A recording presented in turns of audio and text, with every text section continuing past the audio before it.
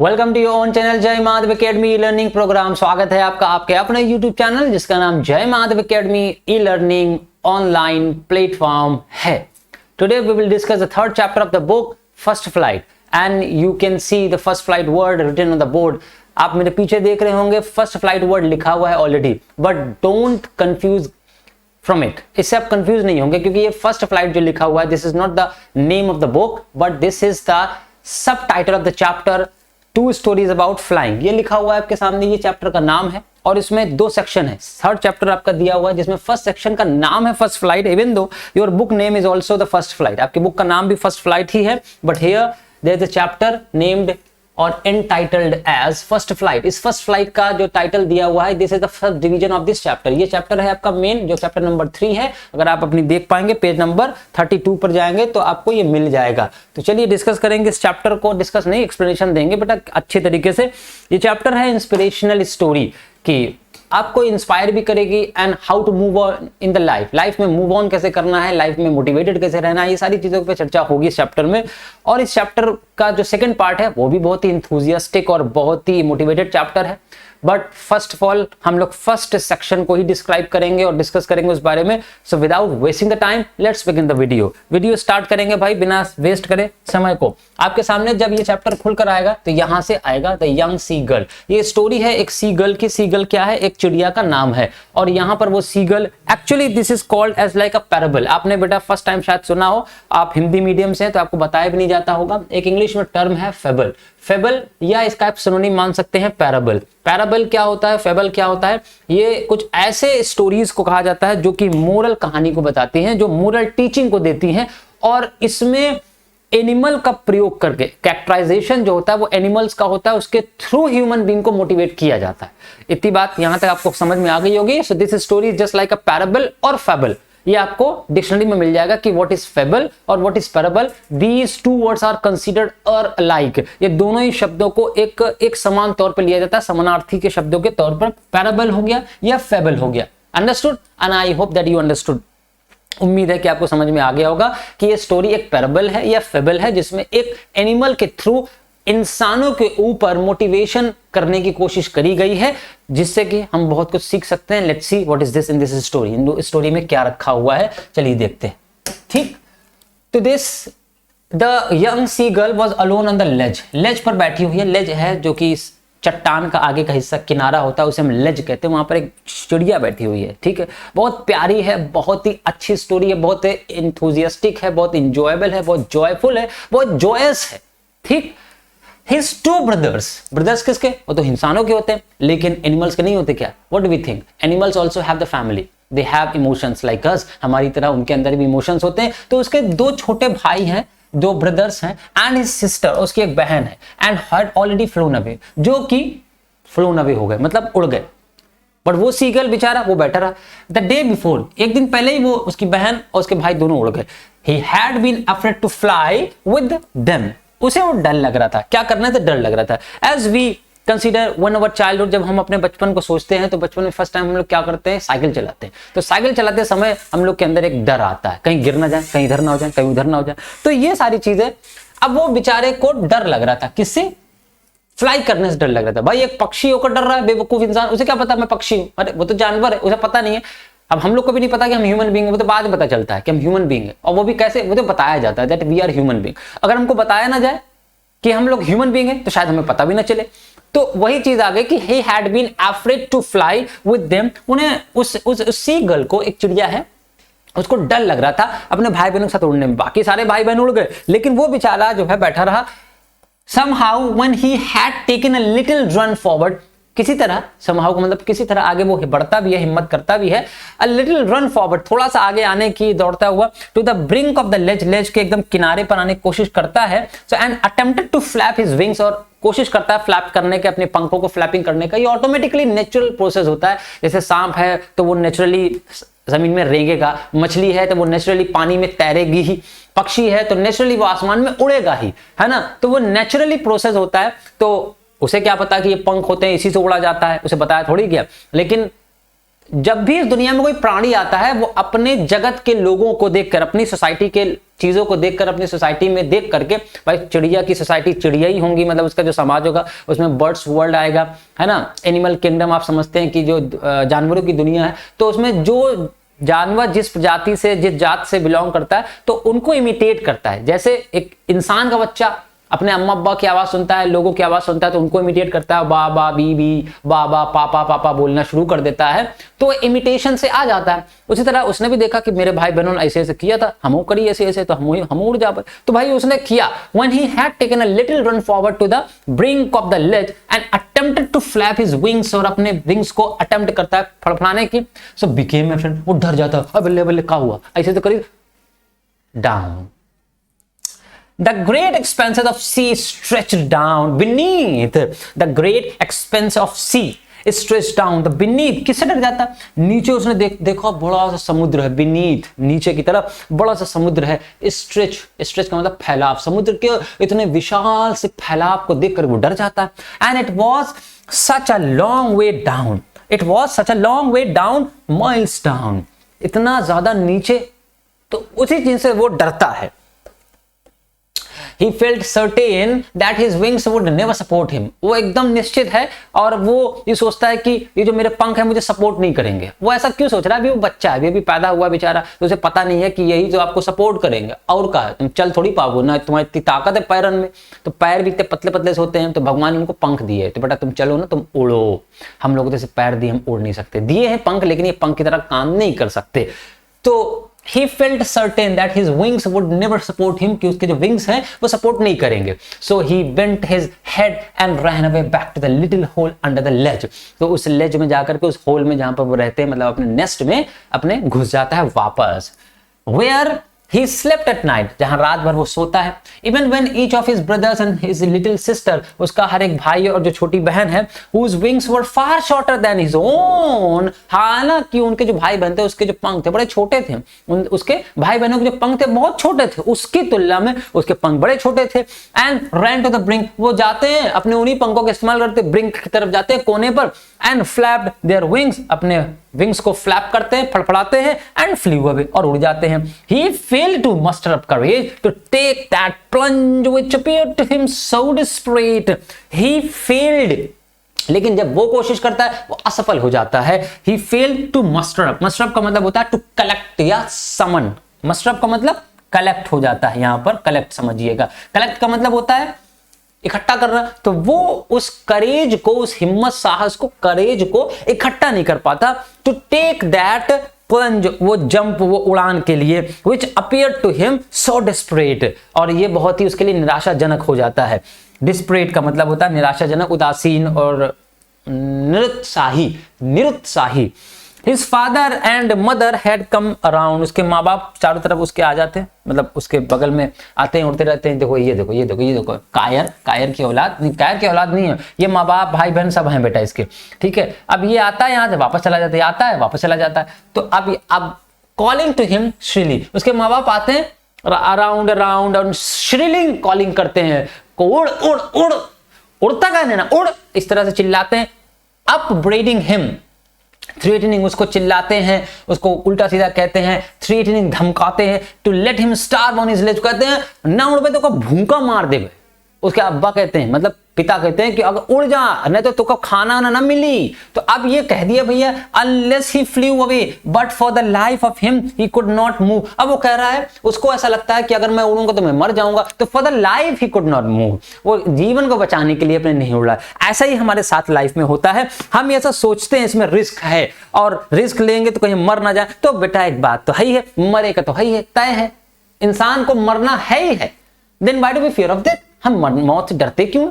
Why do we fear of death? Death से डरना चाहिए नहीं, क्योंकि डेथ ही तो एक ऐसा सनम है जो आपके साथ वफादार है, और दुनिया की कोई ऐसी चीज ही नहीं, सब कुछ वफादार है। जिसके पीछे हम भागते हो जो सबसे बड़ी बेवफा है, जिसके पीछे हम सब भागते हैं वो तो सबसे बड़ी बेवफा। तो इसलिए मौत एक ऐसी चीज होती है जिससे इंसान को प्यार होना चाहिए, क्योंकि वो तो आएगी आएगी, ठीक है। अब चाहे आप रिस्क ले लाइफ में, चाहे ना ले, तो life is just like an ice cream.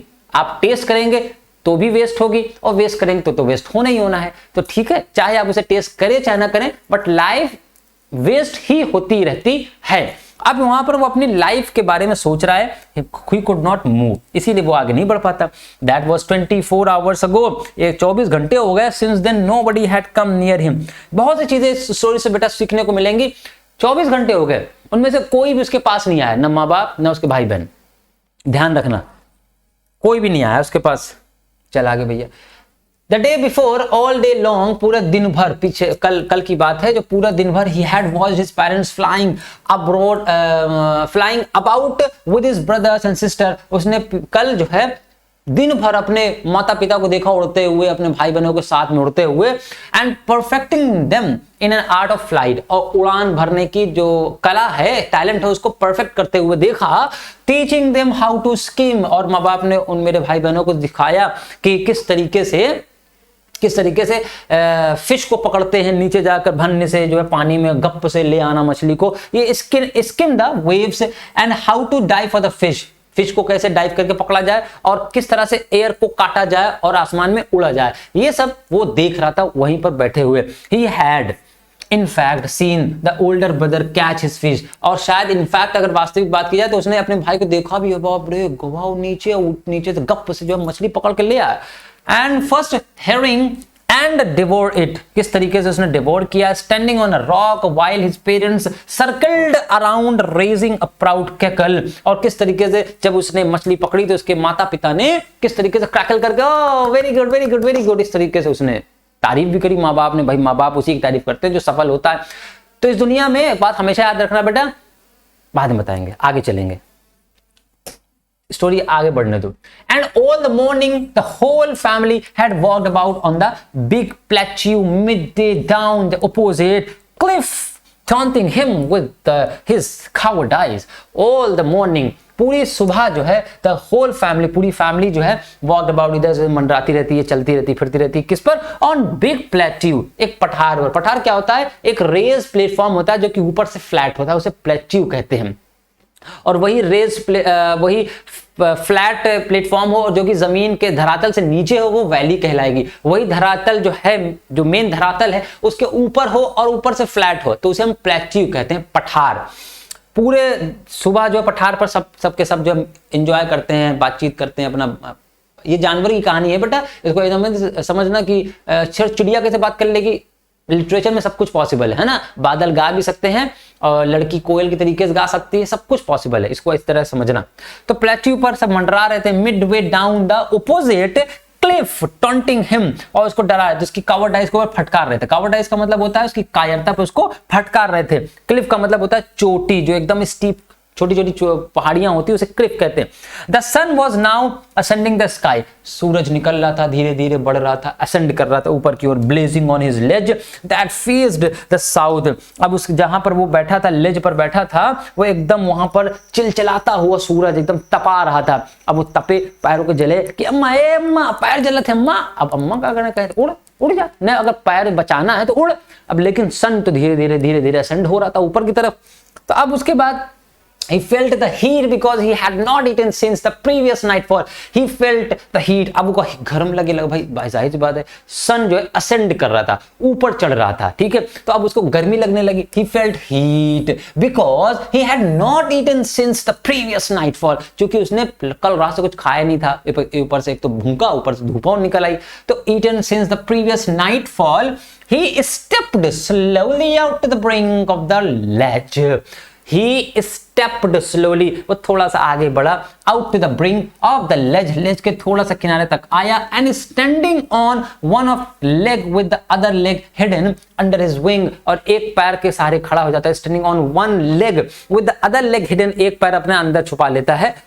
Under the wing he closed one eye, एक आंख बंद करता है। बहाना कर रहा है, नौटंकी बाज बहुत है, बहाना कर रहा है कि हमारी अम्मा देखी हम मरे वाले हैं, तो हम अम्मा आई खिला दे, हमको उड़ा ले जाए साथ में। देन द अदर, ठीक, and pretended to be falling asleep, और ऐसा बहाना कर रहा है जैसे कि वो सो रहा है एकदम, और ऐसा जैसे कि बेहोश होगा। तो अम्मा अब्बा तो आएंगे, पकड़ लेंगे, अरे मेरा बेटुआ, अरे मेरा बचुआ, ये कहेंगे। Still they look no notice of him, फिर भी अम्मा अब्बा बड़े कठोर है यहाँ पर। अम्मा अब्बा मर जा मर जा मर जा, तो कोनो काम का नहीं। भाई जाहिर सी बात है, जिसके बच्चे पढ़ेंगे लिखेंगे तो अम्मा अब्बा भी कहेंगे तुम मर जा, तुम नाकारा निकम्मा है, तो उसे कुछ ना होई, यही कहेंगे। भाई ट्रांसलेशन हम इसलिए ऐसा कर रहे हैं ताकि आपको अपनी भाषा में समझ में आए। आपके मब्बा ऐसे ही कह देते होंगे, है ना। तो still they took no notice, उन्होंने कोई ध्यान नहीं दिया उसका, of him. He saw his two brothers and his sister lying on the plateau dozing with their heads sunk into their necks. उसने अपने भाई बहनों को देखा, कहाँ लेटे हुए, ऑन द प्लेची डोजिंग, आराम से बेहतरीन डोज कर रहे हैं। डोज का मतलब क्या होता है, ऊंघ रहे हैं। With their head sunk into their next, अपनी गर्दन में मुंह को छुपा लेते हैं। चिड़िया को आप कभी देखिएगा गुर्र गुर्र करती है, इस तरह से मुंह को अंदर छुपा लेते हैं। His father was preening the feathers on his white back, father भी प्रीनिंग कर रहे हैं, अपने फेदर्स को काट रहे हैं, छांट रहे हैं। Only his mother was looking at him, जो माँ है तो माँ होती है, सिर्फ वही देख रही है, ऐसे ऐसे करके देख रही है कि हमारा लड़का मर तो नहीं गा। अब वो बेचारी फंसी है, भाई शादी करे है पिता से, तो पिता की सुने, पिता कहे अगर आगे बढ़ी तो मार देबू, हाँ समझ ले, तलाक दे देबू तो का। तो अब भैया वो फंसी है, औलाद को देखे कि आदमी का देखे, औलाद का देखे कि आदमी का देखे। अब आदमियों को धमका रहा है कि अगर तो इस लक्ष्मण रेखा के पार गई, अगर उसकी हेल्प करी, या तो मुझे चुनो या तो उसे चुनो। अब इस तरीके की धमकी मिल चुकी थी उसको। His mother was looking at him, लेकिन वो देख रही थी, ए जी थोड़ा सा खाना। अम्मा तो यही कहा, ए भाई ए जी थोड़ा सा एक नहीं वाला, एक नहीं वाला। अब्बा कहें जाके दिखा, तो भैया अब वो जा नहीं पा रही। She was standing on a little high hump on the plateau, plateau के थोड़े से एक उठे हुए भाग पर, हम्प का मतलब होता है थोड़ा सा उठा हुआ भाग, प्लेट्यू के थोड़े से उठे हुए भाग पर वो बैठी। हर वाइट ब्रेस्ट थ्रस्ट फॉरवर्ड, उसका जो वाइट ब्रेस्ट था, ब्रेस्ट का मतलब छाती होती, वो आगे एकदम फॉरवर्ड, आगे की तरफ। Now and again she tore a piece of fish, बार बार वो छोटे छोटे टुकड़े काटे, फिश के छोटे छोटे टुकड़े काटे। And then that lay at her feet, आवाज तो आ रही है ना बेटा, बिल्कुल है ना, हाँ। She tore at a piece of fish that lay at her feet and then scraped each side of her beak on the rock. That lay at her feet, अपने पैरों के पास ही उस छोटे छोटे पीस को रख ले, मछली के पीस को रख ले, and then scraped each side of her beak on the rock, और रॉक पे फिर अपनी बीक से मारे। And the sight of the food maddened him, अब वो सीगल है, पगला जाए, अब ले मछली, भूख लगी है। अब वो चिल्लाए तो बेचारा, लेकिन अब उसकी अम्मा अब मजबूर है, भाई आदमी होता है, अब बच्चे तो बाद में हुआ, आदमी पहले हुआ। How he loved to tear food that way, scraping his beak now and again to wait it, किस तरीके से उसने फाड़े, किस तरीके से उसने ये सब किया, आप समझ सकते हैं। And I hope that you are enjoying the story तो एंजॉय हो ही रही होगी बेटा कायदे से, है ना। हाँ चलिए लाइन मिला लेते हम जरा, जस्ट अ मिनट। मजा आ रहा है, आता रहे, नहीं आ रहा है तो मत देखिए, आ रहा है तो देखिए, बिल्कुल देखिए। चलिए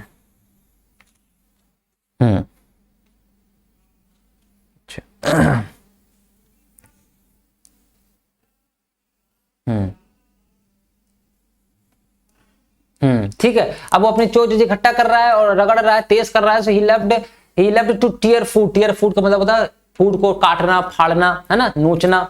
tier food that way, scraping his beak, अपनी बीक को तेज कर रहा है। And now and again to wait it, है ना, कोशिश कर रहा है।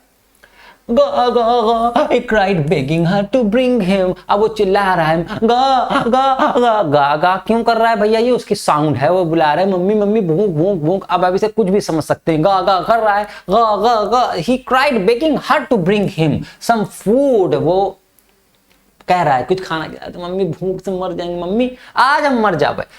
गा गा अभी का है, अभी ये नौटंकी नहीं बेटा, दिस इज अ साउंड, देखो लिखा हुआ है गोला। अब क्या पढ़ोगे इसे? She screamed back derisively, वो जानबूझकर चिल्ला रहा है इस तरीके से, but he kept calling plaintively and after a minute or so he uttered a joyful scream, तभी 1 मिनट के बाद जो है एक joyful scream देता है। His mother had picked up a piece of the fish, कि उसकी माँ एक छोटे से मछली के टुकड़े को अपने बीक में रखती है, and was flying across to him with it, और फिर उसके पास आने लगती है, उड़ते हुए आती है। ही लीन्ड आउट, उसी में चिल्लाता है, ओह माय गॉड मम्मी आ रही है। अभी आई नहीं, खिलाया नहीं बेटा, अभी रुक जा, देखो उसके पीछे राजनीति है मम्मा की। चलो चिल्लाने लगता है। eagerly, बहुत ही ईगर होकर के tapping the rock with his feet, tapping the rock with his feet, trying to get nearer to her as she flew across. जैसे ही वो मम्मी उधर से उड़ने की कोशिश करती हैं और उड़ने लगती हैं, तो tapping the rock with his feet, अपने पैरों को टैप करते हुए रॉक पर, ट्राइंग टू गेट नियर, थोड़ा सा आगे आता है, मम्मा आ रही है like this, and to her as she flew across, जैसे वो उड़ के आती है उसके पास, but when she was just opposite, जैसे उसके पास आती है ऑपोजिट में, अब इधर मम्मा उधर बच्चा, to him she halted her, she halted, अपने आप को रोक लेती, हॉल्ट का मतलब अपने आप को रोक लेती है, आ हर विंग्स मोशनलेस, उसके विंग्स एकदम मोशनलेस हो जाते, and the piece of fish in her beak almost within reach, अब उसके चोंच में जो फिश का टुकड़ा है वो एकदम उसकी पहुंच के पास है, लेकिन थोड़ा सा अभी भी दूर है, वो भी खाया नहीं है, within the reach of his beak, within the reach, अब उसकी एकदम चोंच के पास आ गया उसका फिश का टुकड़ा। He waited a moment in surprise, वो थोड़ी देर तक तो रुका, मम्मी ओ मम्मी काहे परेशान करो, आओ जल्दी। He waited a moment in surprise. He waited, थोड़ी सी देर रुका, a moment in surprise, सोचने लगा क्या करे थे मामा, पगला गई है क्या, wondering why she did not come near, ये पास क्यों नहीं आई हमारे, and then maddened by the hunger, अब बहुत भूख से वो तड़पने लगा, पागल हो जाता है, maddened हो जाता है, he dived at the fish, वो एकदम से डाइव मारता है ऐसे झपट से, with a loud scream he fell out, मरे मरे मरे मरे मरे मरे मरे चिल्लाने लगता है, with a loud scream, बड़ी तेजी से he fell outwards, बाहर की तरफ जो है गिर जाता है, and downwards into the space, बाहर गिरता है फिर डाउनवर्ड्स नीचे चला जाता है, नीचे जाने लगता है, जैसे ही नीचे जाने लगता है, then a monstrous terror seized him, तभी एक भयंकर सा डर, एक आतंक उसको सीज कर लेता है, जकड़ लेता है, and his heart stood still, और उसका जो हार्ट है एकदम वो एकदम धड़कना बंद कर देता है, ऐसा लगता है अब गए मरा मरा मरा मरा मरा, and he could hear nothing, अब उसे कुछ नहीं सुनाई दे रहा है, अब उसे कुछ नहीं, but it only lasted a minute, लेकिन ये सिर्फ 1 मिनट तक ऐसा रहा उसके साथ, and then the next moment he felt his wings spread outwards, तभी उसे अगली ही क्षण अपने पंख देखे आउटवर्ड्स, बाहर की तरफ जो है अपने आप वो खुल गए पंख, and the wind rushed against his breast, अब विंड जो थी तेजी से अगेंस्ट चलने लगी his breast feathers, then under his stomach, उसने अपने पेट के अंदर, and against his wings he could feel the tips of his wings cutting through, फिर उसे ये महसूस हुआ कि जो पर हैं इसके ये हवा को काट रहे हैं धीरे धीरे, tip, and through the air he was not falling headlong now, अब वो गिर नहीं रहा है, उसे ये एहसास होने लगा। अब यहाँ पे बेटा समझने वाली बात ये है, डर क्यों लग रहा था, डर के आगे जीत है, सुना होगा सबने, वेरी गुड, सुना है, अच्छी बात है। तो डर जब तक है मन में तब तक डर है, डर को निकाल के बाहर फेंको, क्योंकि इस दुनिया में डर जैसा कोई एग्जिस्ट ही नहीं करता है, वो हमारे मन का एक वहम होता है कि यार बाप रे किसी के साथ गलत होना है, उसका डर नहीं होना चाहिए, अगर गलत होगा वो विद इन अ सेकंड हो सकता है, आप खड़े खड़े मर सकते हैं, आपको कैसे पता है कि आप नहीं मर सकते, मरने के लिए भगवान एक वजह दे देता है और कुछ नहीं, वरना भगवान चाहे तो 1 सेकंड के अंदर आपकी रूह निकाल ले, चाहे वो जीव हो कोई भी, चाहे वो प्राणी मतलब ह्यूमन बीइंग हो कोई भी।